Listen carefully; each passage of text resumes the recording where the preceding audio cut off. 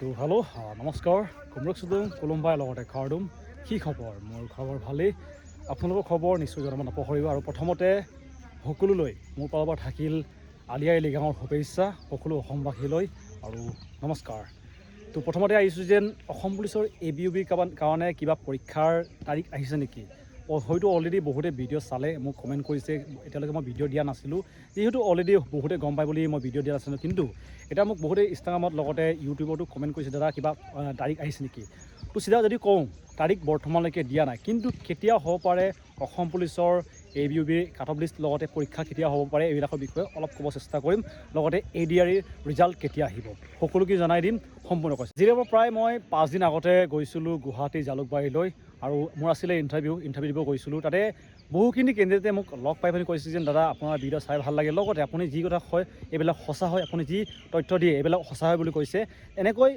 face to face এনেকৈ যেতিয়া মানুহে কয় তেতিয়া বহুত ভাল লাগে বহুত মটিভেটো মই পাওঁ এইটো কাৰণে ধন্যবাদ থাকিল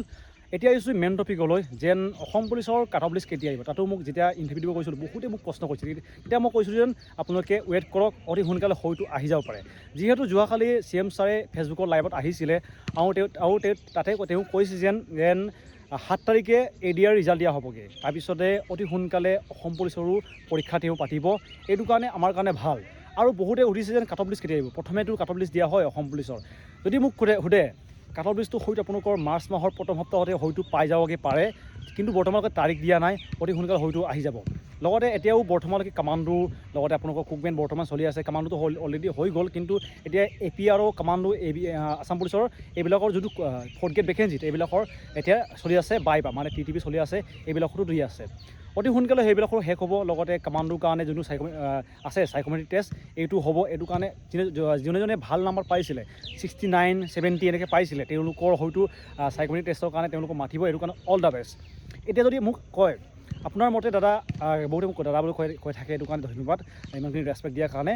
মোৰ মতে যদি মোক সোধে সঁচাকৈ যেন অসম পুলিচৰ কাট অফ লিষ্ট কেতিয়া আহিব তো মোৰ মতে মাৰ্চ মাহৰ প্ৰথম সপ্তাহতে আহি যাব পাৰে এতিয়া এটা আন্দাজ দেই CM ছাৰে যি কৈছে তাৰ ভিত্তিতে কৈছোঁ বৰ্তমান এডভান্টেজ আছাম বুলি এটা মিটিং এটা তেওঁ আছে বুলি কৈছে ইয়াৰ পিছতে অসম পুলিচৰ যিমানখিনি প্ৰক্ৰিয়া থাকিব এইবিলাকৰ তেওঁ হ'ব এতিয়া আহিছোঁ